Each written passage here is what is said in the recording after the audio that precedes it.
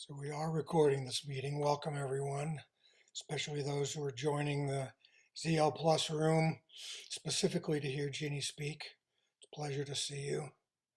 Last night, Ginny introduced us to nature-inspired leadership for personal and collective thriving. It's a wonderful talk on how change can happen and how Zen can be a support to that change, and some of the main principles of permaculture and permaculture leadership. But tonight, the talk is nature as healer, teacher, mirror, and what it reveals about our nature.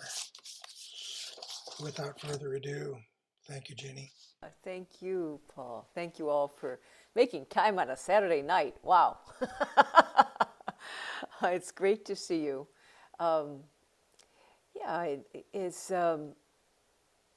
as some of you were saying to me even after the talk last night, I think we're touching on something really important here. And I don't take credit for that. I mean, this isn't my idea. This is an idea that's grabbed me as much as it's grabbing you. This is a real urgency in our time. And, uh, and I think we have some particular tools with which to explore it, with which to share people's introduction to it in a way that could be helpful. So we said last night, as Paul was talking about, this idea of perma-leadership, in nature-inspired leadership, is really, in a way, very old. In a way, we're remembering a kind of wisdom, a kind of connectedness that, as we talked about, indigenous cultures have had for thousands of years, and can look at our Western culture as kind of an upstart. Just a few thousand years that of kind of like consciousness adolescence, where we separated from the body, including our body, and the body of the earth, and got kind of disconnected in the process. But in perma leadership, we come home again. We come home and remember what it is to be a connected human being as a foundation for a cycle that is transformational. And we said that cycle, which we've been playing with, starts from this connect and remember. From there, we reimagine a future we actually want. I mean, not just our worst fears, but the future we want. From there, we let it change us. We energize and inspire ourselves and others, or collectively, we come to a place where we match that future energetically in our behaviors, in our relationships. And then we can create and realize that future moment by moment with how we're interacting with the present moment, the forces that are, the energy available to us. So this cycle of perma leadership, we want to deepen it a little bit tonight and talk about this nature that we connect with, this nature we connect with. And I wanted to start with just a delightful experience I had reading one of Christy's Facebook posts of her Mother's Day walk in nature. A number of you are very close to nature and have been wonderful about sharing that in various photographs and images. Let me just take you on this walk with Christy. I'm going to read a few of her words as well. And Christy, I also invite you to add more words if that's useful. But I got to the trail intersection and took a mental note so I could tell folks how to get to our house. For a split second, I was in a time when we could only get to each other by trail. Felt kind of silly when the reality set in that there are, in fact, roads and friends can drive to our house. But the nostalgia for the trail-finding way of friend-finding was so strong. I let 5-year-old me be in charge at her request and stayed in pretend mode, was that remembering mode, for the duration of my solo 3-hour Mother's Day gift hike off the backyard trail.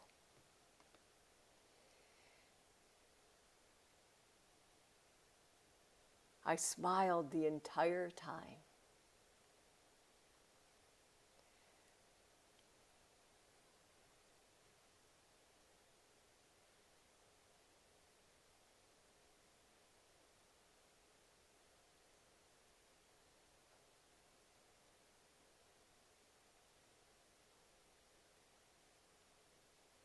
Just breathe with these pictures,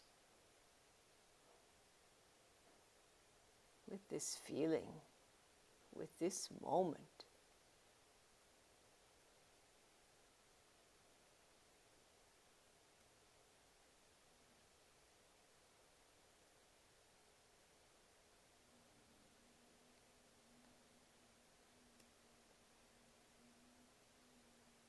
In this moment.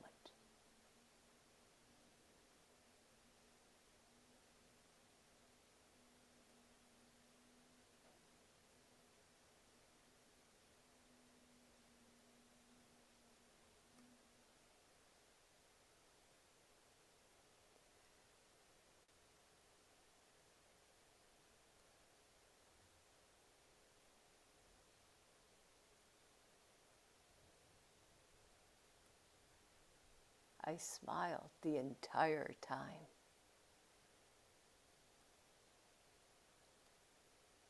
I'll let her be in charge more often.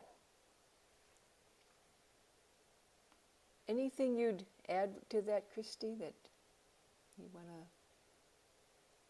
to? Nothing? Okay. For most of human history, we've lived close to the land. That close. That close. But not in recent history, not in the history of my life or your life. Some of us live closer than others.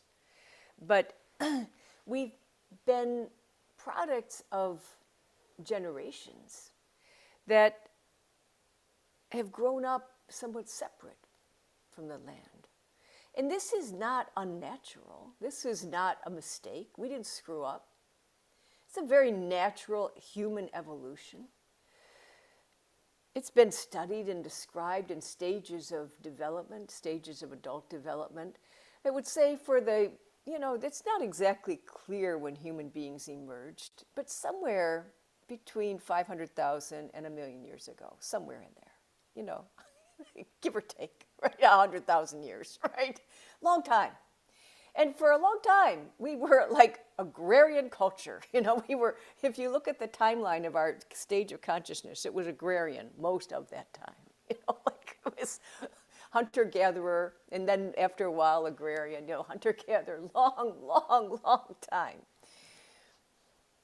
And it was really only within the last few thousand years that we started really advancing through stages of development that involved more, I'll call it civilization, where we got organized into societies and hierarchies and rules that we followed to live in those societies. And when you look at the emergence of stages of development, I should have had a graph of this, but it's like a exponential curve. The stages of development have popped out quickly over the last couple thousand years, and especially since the 1800s. We went through the 1600s, 1700s, we went through this emergence of rational thought, the emergence of logic. And that's when there was a big schism, between science and religion, right? Because the two were not getting along so well. The scientists were getting excommunicated. The religious people wanted science out of their knickers. Don't talk about this stuff. That's God's realm. It was a very uncomfortable time. And they finally made kind of a grand bargain. Okay, science, everything you do we'll call secular. I'm kind of paraphrasing here, but what you do we're going to call secular. You stay out of our. You don't talk about that God stuff, and we'll let you do your thing. Because you're just describing things, You're putting words and labels on things.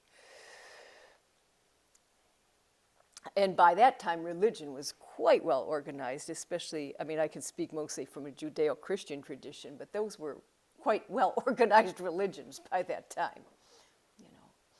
They weren't meeting in spontaneous tribes, There was like, the definition of hierarchy was the Catholic Church. But, so we're growing up through these stages of development, and then the, Industrial Revolution comes in the 1800s in the West, and now we've got, even more, we're super engineering and using technology to make these leaps and bounds in how, you could call them modern conveniences. but they were taking people further and further away from just the rhythms of the land, because we could turn lights on at night. We didn't have to go with the sun setting anymore, and so on, right? We didn't have to be in the cycles of nature because we were making our own nature, just the way we wanted it, right? If I want it warm all the time, I'll make my house warm all the time, or whatever. Cold all the time. So we were exerting our control in a way that would create the way we wanted to live. So this was a kind of a long adolescence. And interestingly, it didn't come out as much last night in the piece we heard from Ilarion Merkurlioff, though he referenced it. Between 4,000 and 6,000 years ago, the indigenous cultures had an intuition around this big schism that was coming as we would pass through these stages of development. We would become quite destructive, especially the people who were playing with fire. In the indigenous story, the white people were the white tribe got to play with fire. They kind of divided up the elements, and each tribe got a different element: earth, air, water, fire. And the white people made a technology of firepower. And boy, did we, resulting in thousands of years of warfare. We turned fire into, an art form. But that mindset, that sense of separation cost us a great deal. Because when we cut off from something in ourselves, we can get lost indeed. We became separate from our own body. There was a sense of mind-body separation, cut off from our own feelings or the emotions of the body. Not entirely, not 100%, but enough so that it was hard to, that we could live in our heads. I think, therefore I am, or Spinoza's definition of God, that greater than which I cannot think. This is living in your head. That reality is defined by thought and words. And then we had a colonizing mindset. It is that our use of the earth was to be engineered. It was to be extracted from. It was to be fought over, owned, controlled, taxed, stolen, cultivated for human purpose. That was an attitude, a mindset, an orientation to the earth. If I think about what I learned from my grandparents, they like to garden and pick blueberries and stuff like that, but not the way Ilarion Merkurlioff's people picked blueberries.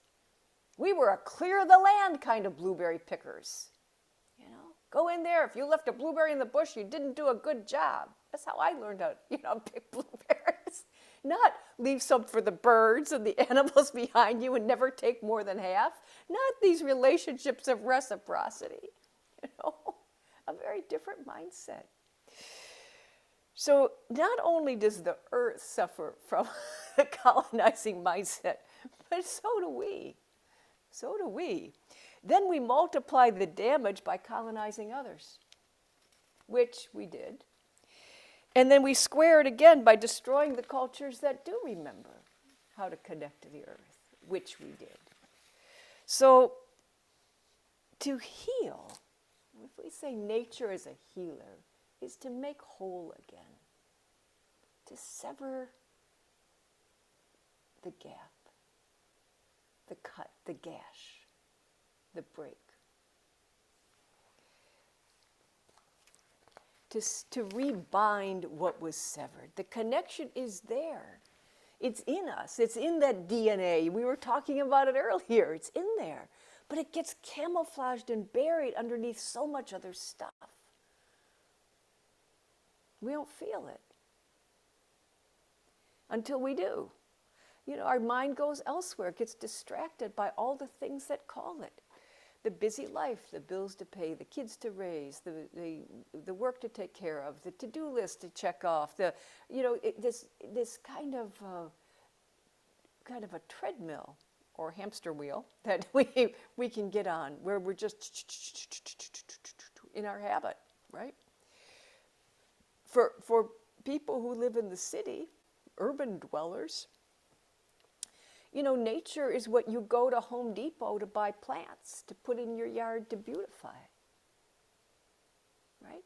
Oh, except that vacation you take once a year where you might go to a river or something, you know. If you're fortunate enough, privileged enough to be able to take such a vacation, or afford to go to Home Depot to buy plants, right? Think about all the people who don't even have that level of relationship, right, with nature. So now we come to a time when nature, when the earth I won't say the earth's in trouble. We're actually the ones in trouble. The earth has gone through several mass extinctions, and we're primed to be the next one unless we change our ways, because we are collapsing the biodiversity on which we depend, and we're driving ourselves crazy. This whole kind of epidemic of mental illness is not an accident. It's not an accident.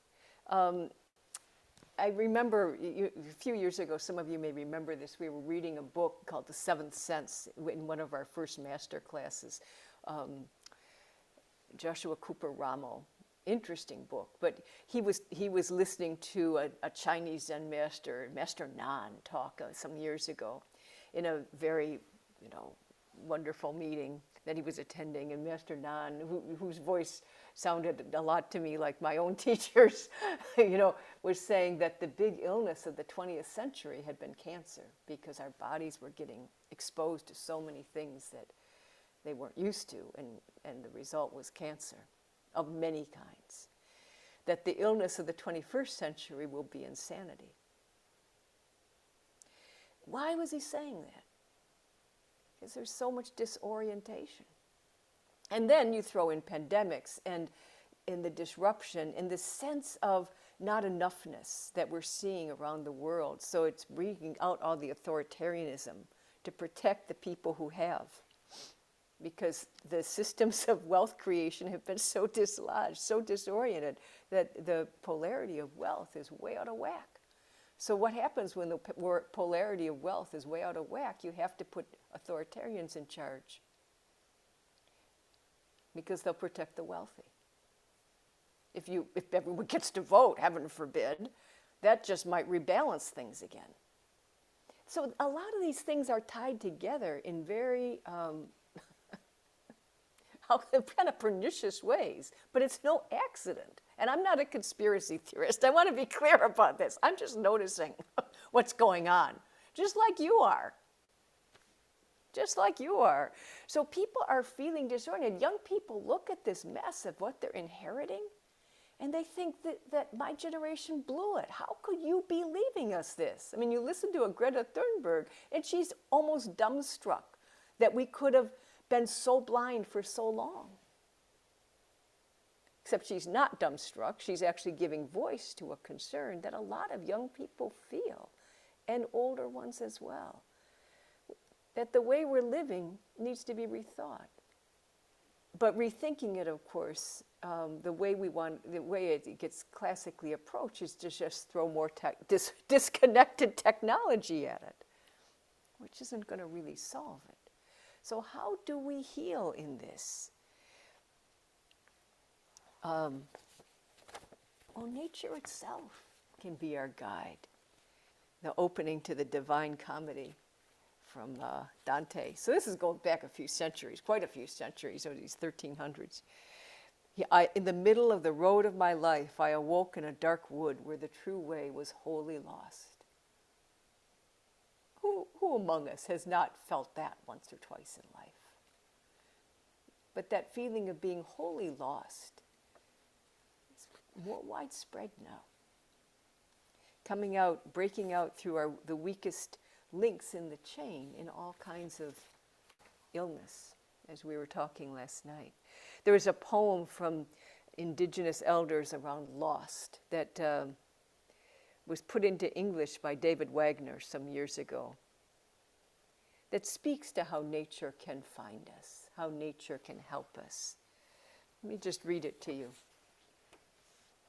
Stand still. The trees ahead and bushes beside you are not lost. Wherever you are is called here, and you must treat it as a powerful stranger. Must ask permission to know and be known. The forest breathes, listen. It answers. I have made this place around you. If you leave it, you may come back again, staying here. No two trees are the same to raven. No two branches are the same to wren. If what a tree or bush does is lost on you, you are surely lost. Stand still. The forest knows where you are. You must let it find you. Stand still. The forest knows where you are. You must let it find you. There's something calling us home that is so close because it's already in us. It's already us. I think back to my own experience blueberry picking, and even though I was not given good stewardship rules, it was one of the first times that I felt like I could live here forever, out in nature, just eating wild berries. Maybe I could just escape civilization altogether and just stay here. And it's not only did I have this feeling, but my sister, who was 3 years older and wiser than me, had the same feeling. Somehow we felt like we were home. There was a rightness about it. And this is in the Upper Peninsula of Michigan, where there's a lot more blueberries than people. It's like, and trees and land and water. But walking through the woods, somehow, I could just walk forever.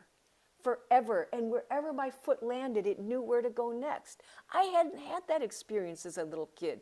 And this is not Zen training. This is not meditation speaking. This is what it is to be like a 5-year-old in the woods, just like Christy described. You have this too. Of course you do. You probably know that. There was a time when I was just starting college, when I was reading and writing, journaling the way college students do, at least this one did, on the shores of Lake Superior. And I suddenly felt the lake calling me. I have no idea why this happened, but it's as salient as if it happened yesterday. It was calling me. I didn't have a bathing suit, so I just took off my clothes and went in the water. It was like, I don't know why it was calling me, but I felt baptized and held by this water. I've never forgotten that day. I have this feeling about Lake Superior ever since then. Nature does that. What part of nature do you love? What part of the world do you love? What part of nature has called you home? I just invite you to go there in your mind's eye for a moment. A place you love. Can you picture it? Just wave at me if you can picture a place you love in nature. Yeah. And let me just ask you, does it love you back? Wave if you have a sense that it loves you back. Yeah. Dennis spoke to this reciprocity feeling. But love is bidirectional, right? Gravity was the first law of attraction. Law of attraction is not just an abstract. The earth is holding us all the time. I also felt this sense of earth at the Spring Green Dojo. I think some of you have had that experience as well. Chosei Zen, our name, speaks to this sense of super green. And Gordon has talked about how, sometimes you get into these seasons where it just gets distilled into so much concentrated spring. He says the air is green. I get that. But it's not just spring that grabbed me up at Spring Green Dojo. It's all the seasons. I love winter up there because I could feel winter's energy in a way. Oh my gosh. It's almost like I'd been walking around like with shoes and socks my whole life and then took my shoes and socks off and could suddenly feel the earth like no filters. That kind of feeling. That's where our training does create what Gordon would call a feast of the senses. You know, the senses get more and more alive and pick up more and more. But when nature holds us this way, there's a feeling of, love heals. Love heals. And reminds us, stand still. Forest knows where you are. Let it guide you. You don't have to have the answer. Let me shift a bit to nature as teacher. Nature as teacher. So in our first cycle of perma leadership, which I mentioned last night, we took like 24 people through a cycle to kind of discover could some immersion experiences in nature, for example, help them feel a greater sense of thriving. You know, we're going to talk more about thriving tomorrow and practices that help us thrive. But we explored how nature could be a healer and a teacher for leaders. How it could create or help people remember this sense of connection. Again, it's not creating like from whole cloth. It's more like just peeling back the paint layers so that we see the essence, or taking off the shoes and socks so that we feel direct. We feel that directly, we have the direct experience. And what emerged from these leaders, and again, these aren't people who sat for decades. These are people, maybe they have a little exposure to meditation in some tradition or another, and they're certainly thoughtful and considered people. But what emerged were invariably themes around rekindled intuition, how nature gave them that sense of knowing. Same thing we heard about from Ilarion Merculiev last night. That sense of knowing, like I know where to place my foot next on this rough terrain. Or a sense of themes, people would say trusting their gut. Even if they didn't know our tradition about Hara, they'd talk about trusting gut, being willing to be changed by interactions with nature. So this sense of reciprocity that Dennis talked about. One did know about Hara, said, yes, this sounds like a job for Hara. Because one of the things we talk about with Hara is as a center within our body, it's the part that gets rhythm. You know, it's the part that also controls locomotion. And in the refinement of our nervous system, it's a part that develops before the ego. Even things that don't have a sense of I have to eat. So it's like the nervous system, the enteric nervous system, the gut has to develop before I know it. So there's a part of us that remembers who we were before we felt separate, right in our own body. Wow, how convenient is that? There was also a real theme that emerged from this cycle of leadership being a shared phenomena, a collective phenomena. And this has been emerging in leadership since the 1980s. Oh yeah, it's more collective, not so individualistic, because a lot of leadership models were very individual, heroic leader kind of models that emerged often from military models. They were some of the earlier models that were taught in the 70s and 80s. And they said, no, wait a minute, you know, leadership has to be more collective. But what that often meant to people was like shared decision making. It's not just shared decision making. It's shared intuition. So it's like we can complete each other's sentences, or we sense the same thing but from slightly different angles, so we can be even more collectively wise about it. Or that sense of, think about the cells in your body for just a moment, or the organs of your body. If your heart decided to be an individual all of a sudden, like it was just going to go on its own, you know, it was going to go do its own heart thing, and it had no sense of being a part of a collective system that was running the rest of you. Think how screwy that would be, right? So this sense of collective leadership is also feeling ourselves as a part of something larger. What am I a cell in? What am I an organ of? Right? It's feeling ourselves a part of a bigger body. collective leadership is, like when you watch birds fly, again, I'm going back to our talk last night. They fly in a flock without running into each other because they're always attuned to where each other is, right? How could we be so graceful? So we have a sense of a flock of geese. We don't say a flock of humans. Well, a flock of individuals walked by today, and each one knew how to share leadership. No, that doesn't work, right? I've been reading a book, Braiding Sweetgrass, a lovely book. If you haven't come across it, I recommend it. I know a number of you have. But one of the things that it talked about were trees. Now, we think we're a lot smarter than trees. But this is a sense in which trees are a lot smarter than us. They figure out and they communicate, like under the ground. It seems they can do this through the mycelium network.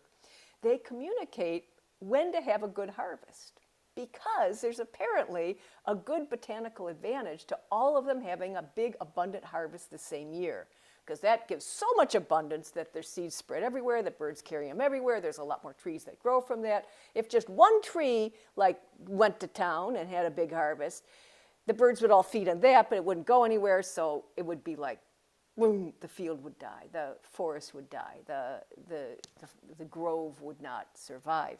So the trees have stored up energy, and then they put on a massive harvest the same year. Because they know it's the best, they know, I mean, I won't know, to know a tree, I don't think I could use that word, but that's how it works, right? That's how the cycle continues. They're a part of it. The trees understand that they survive by hanging together. Would that we be so lucky. People don't always understand this. We think we're smartest so we don't have to listen, but not listening and learning from nature makes us clumsy. Another view on it is to think of ourselves as the planet's newest arrivals. That's a much more indigenous look at it, right? The indigenous people would look at it and think of humans as the latest arrivals to the planet. We should be looking at every form of life as a teacher. And that's a little bit of what is embedded in the permaculture principle of really observe and interact and listen and get feedback.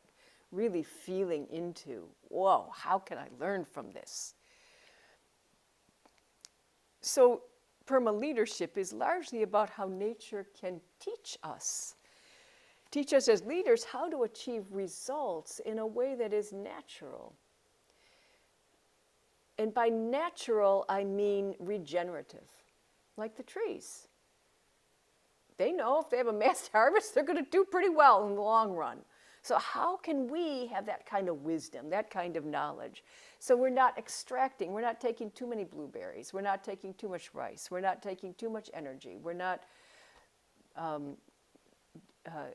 exhausting the world, but rather using, in a sense, just enough.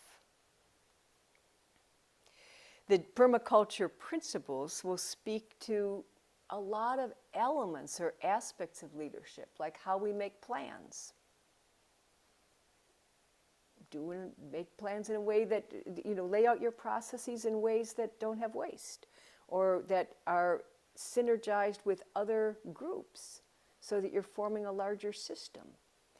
Or how we make decisions. It would say value diversity. Don't always see things from one point of view. Look at your edges, where things come together, different people come together, knowledge comes together. That edge is going to be ripe for innovation. It's another permaculture principle. Think about what's valuable, what you have valued, what you haven't valued. Reassess what's been at the margins. Think about that in our business models. What have we valued? We value profit. We value profit. We value results that lead to profit, right? We value KPIs that are related to, right? That are related to, that we can translate into money. We don't usually value the earth. We don't usually value happiness. We don't usually value love. We don't usually value wellness. even in healthcare. Healthcare has not valued the wellness of its healthcare workers.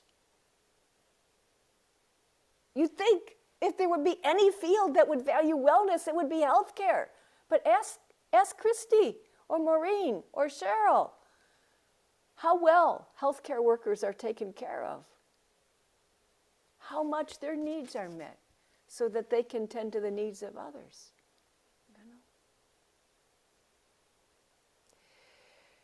These principles also speak to ways to execute, how to get stuff done.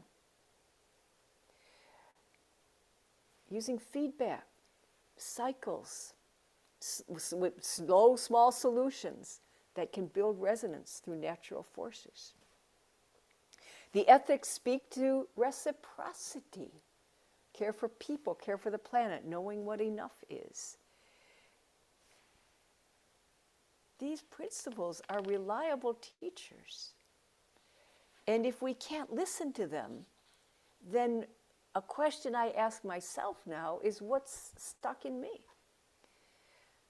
What is generally stuck in us is we get lost when we get lost in a head that's distracted by its needs, by its mental models, by its sense about what its habits of a separate I.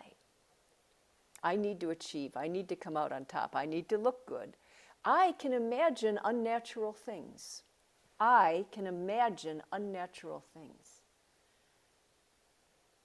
This is talked about a lot in, I'll call it, classical Buddhism and theories of consciousness, that there's kind of like reality, perceived reality, and then total imaginary. It's like, you just make stuff up. We can do that, and we do that. We talk about it a lot in our Zen Leader series about how we get habits around our mental models or even our self-image and our needs and unfillable holes, often related to trauma in our own life or in the life that was passed to us from our ancestors. Unfillable holes from needs that aren't met, from insecure attachment as children, from all kinds of things. And so we get habits like, no matter what, I have to achieve, or I have to come out on top, or I have to compete, or I have to win, or I have to be loved, or I have to have power, or I have to this, or I have to that. All of these distort and distract and distort and distract.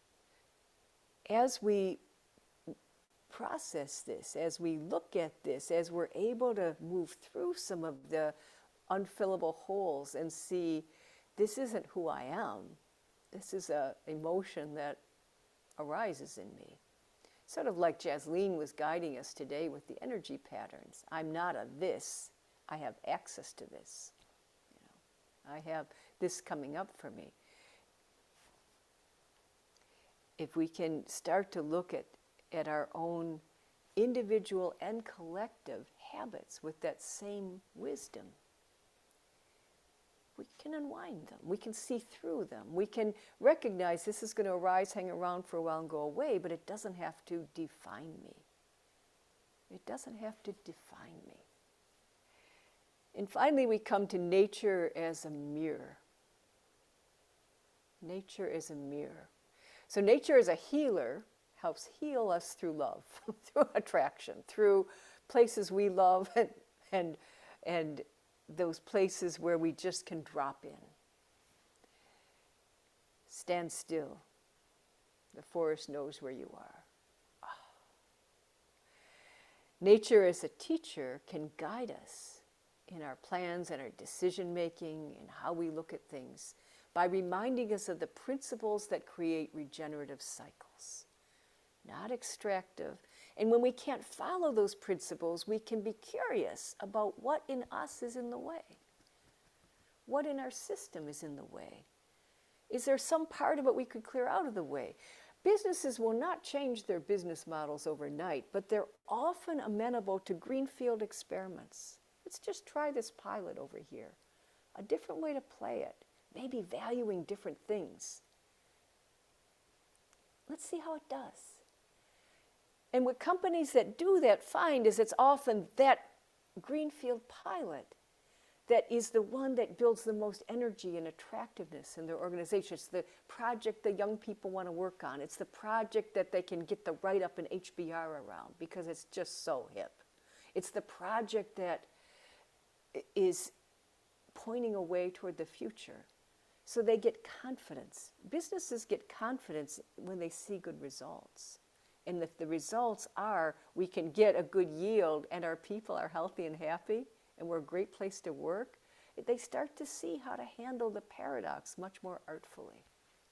Not just we're driving toward a profit KPI. Even, corporations have figured out that that's not enough, and they've made efforts to redefine bottom line thinking to at least triple bottom line thinking. Let's care for our other shareholders and stakeholders and employees. But they don't always know how to get there. Nature as teacher shows them how to get there. It shows them how to get there. So nature is mirror. What is it showing you and me about us? One of the things that we can ask that mirror some different questions. Here's a question where you can ask that mirror. Do I know what enough is? Do you know what enough is? That depends on your frame of body-mind. Let's just play with it for a moment. Give the question any answer you want right now, but let's just take a few breaths together. So get in a posture where you can breathe. And just let a breath find you. And now connect to the earth and let gravity take that breath right through your body.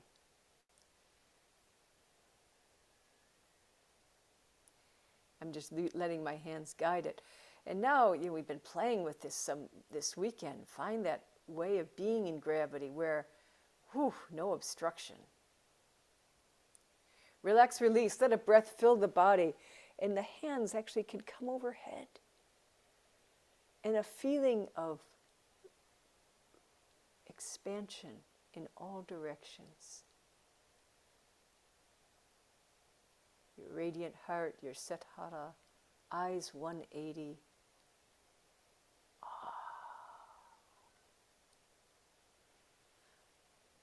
The breath rises and sets.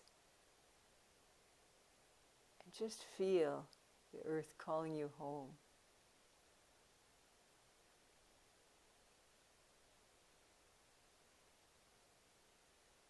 Slow it down even more.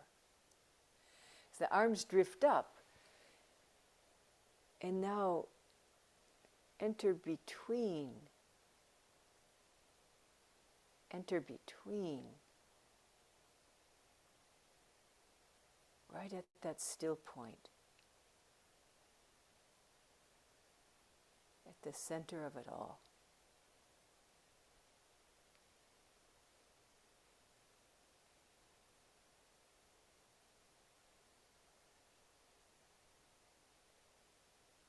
What does enough mean in this state?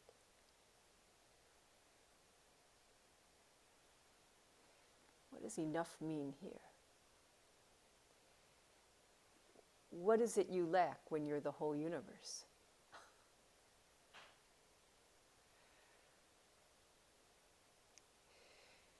David Whyte, wonderful poet,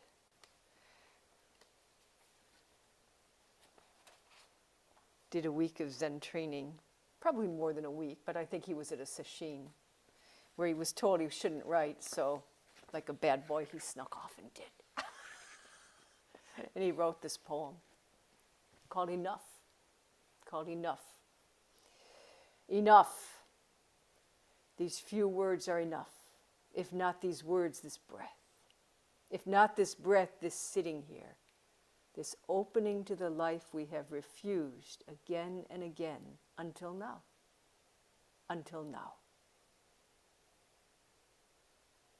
Enough. These words, these few words are enough. If not these words, this breath. If not this breath, this sitting here. This opening to life. We have refused again and again until now. Until now. This state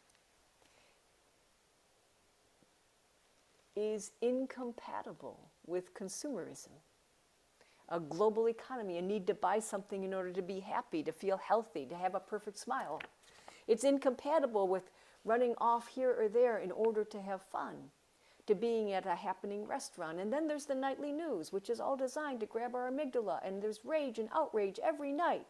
Opinion shows where there's opinions heaped on opinions that analyze the opinions about the opinions, and then social media repeats it all. Viral messaging, trying to get our attention, because if we get upset, we'll tend to act. Election stealers, pedophiles operating out of the basement of a pizza parlor in Washington, D.C. Just check what happens in your body when I just run through that. How quickly that sense of enough can go away and an agitation can come in.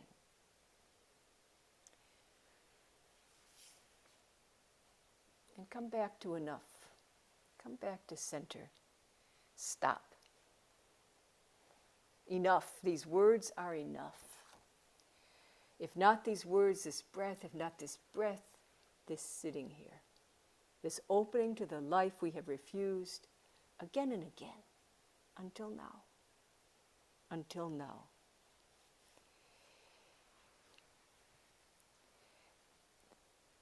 This sense of closeness with nature is almost a readout, a mirror of our integration, or I won't use integration, especially after today, but our connection with self, with no self-self.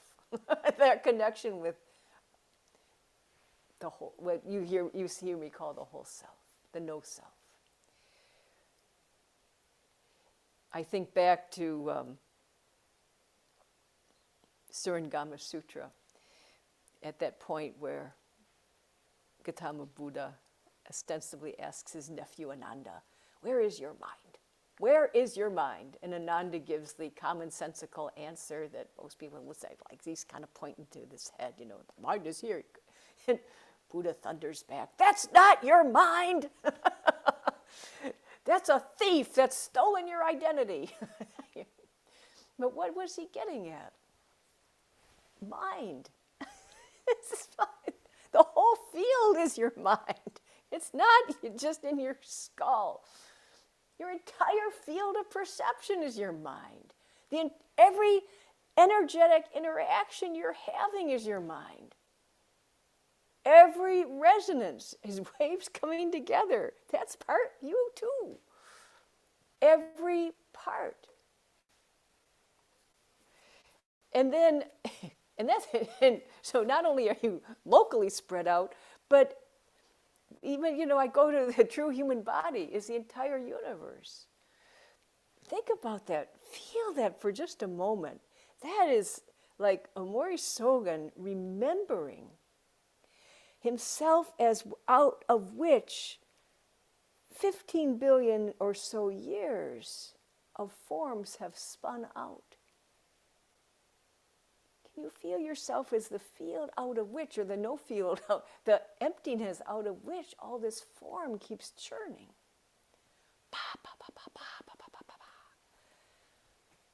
That's where you came from. That's what you are. Another form churned out of the soup. Soupless soup. Or the currents of life move through me. When we feel the currents of life moving through us, we're remembering our no self over millions of years. Or being guided by nature in how we navigate our culture through a climate crisis. There we're remembering our no self over thousands of years. We're able to stretch back and remember what we forgot 5,000-6,000 years ago. Or maybe 500 or 600 years ago, depending on, what our heritage. So in a sense, we're remembering through time. But of course, time isn't linear. It's all represented in now. It's all represented in you.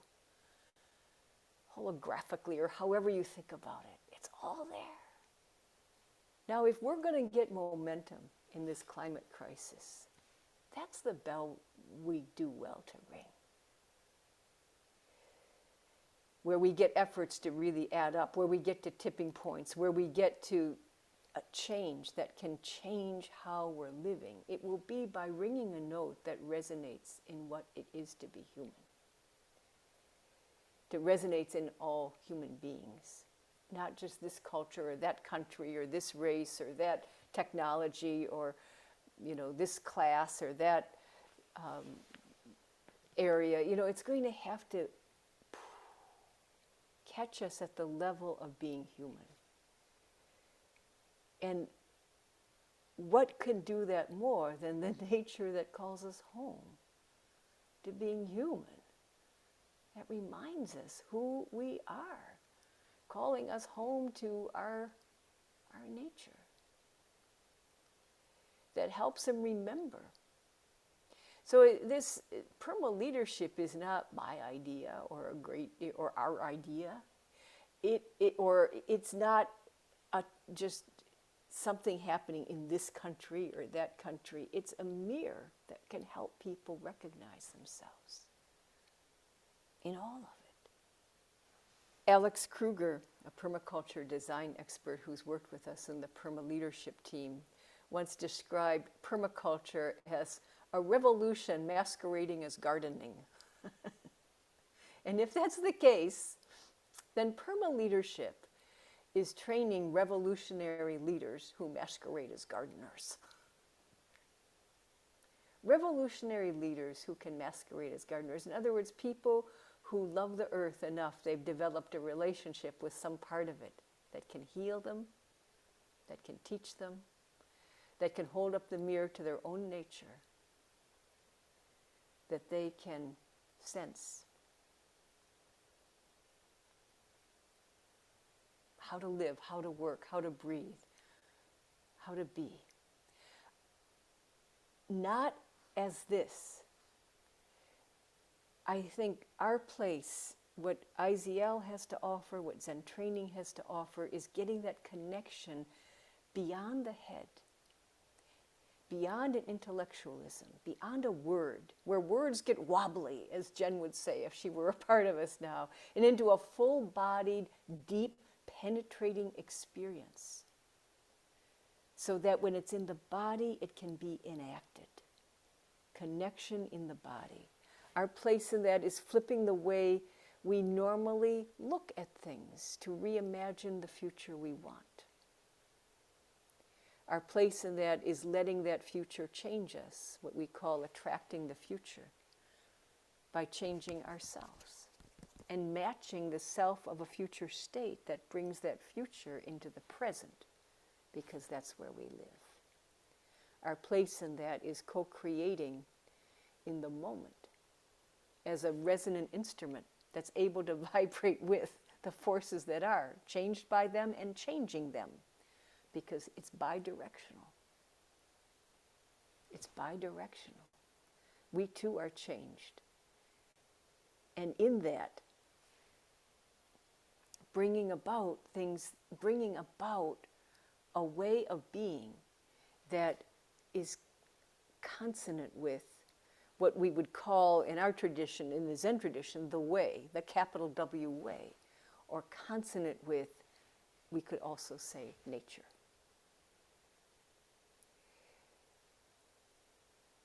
I'm reminded by the words of the I Ching. I'll close with these. It talks about getting results and the importance of getting results. Results are important. Obtaining a yield is the way it's put in permaculture. It says, but get them in a natural way, not with force, not with duress and killing and all kinds of unnatural acts. Get results in a natural way. Would that we would be able to come full circle as human beings to the consciousness that makes it possible. The naive consciousness of a baby is one with everything. That's why they put grass in their mouth, and they don't care.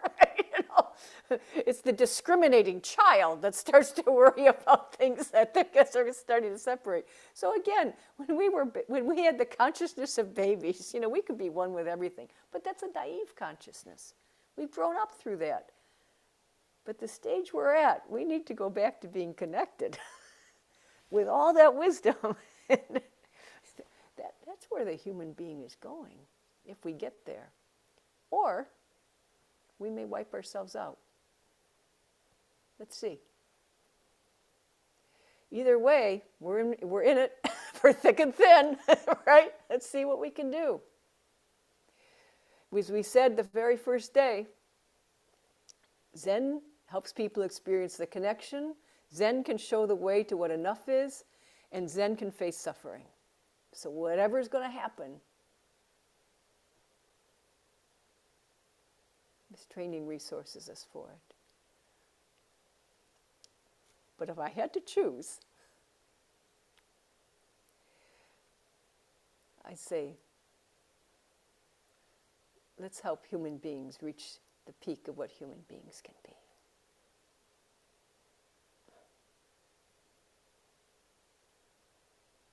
Thank you so much. Thank you so much. So let us close here. I understand, Bob, we're going to lose you tomorrow. We're not going to have you tomorrow. And I think in a way I would invite you to, I think we'll probably have some closing circle or closing statement, but do you have any close you'd like to share with the group? Anything that this weekend has inspired in you that you'll like to work on in your own thriving practice? Anything that you want to say as a closing word?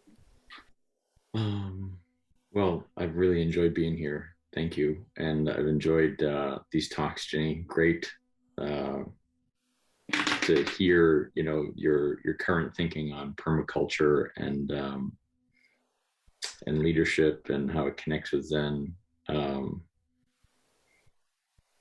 I think that it was also just great to sit with you all and to be, reconnected to this community and have a touch point with you all. So that was beautiful as well. And I met some new faces, which was great.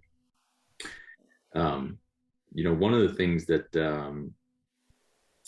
things that just a reaction to your talk tonight that is, it was just, coming through me is the part of permaculture and the indigenous wisdom that we may have lost is also not just our relationship with nature, but also our relationship with our children. And I have a few of those. The idea that our children are part of the rat race is a sickness of our society. And if you talk to that fellow who lives with the 3 million seals and the 500 people, my sense is that they would be all about their planet and they would be all about their kids, and in a way of teaching their kids and passing on this wisdom to their kids, not raising their kids in daycare centers and trusting public education to teach their kids the ways of 10,000 years of their culture. And it's a challenge. It's a challenge that I think about and interact with daily, as my kids have been raised by daycare centers and public education, and I want to. I think that our best hope very much is this connecting and remembering who we are as humans, and then making damn sure we pass that on to our kids. So that's just the feeling that I'm walking away from. Thank you. Thank you. Kelly or Paul, any close you would have for the evening? I'll just, before Paul closes, I'll just chime in with Bob's comment. We were talking in our breakout group about how the best spaces for Zen training is within our own families. And I would propose the most important one. Thank you, Jenny. Yes, thank you, Jenny. Thanks, Bob. Thanks, everybody who's here tonight. And I know for the ZL Plus people, we will take our training onward into tomorrow. And for all of us and everyone else, take your training onward into the world. Thank you.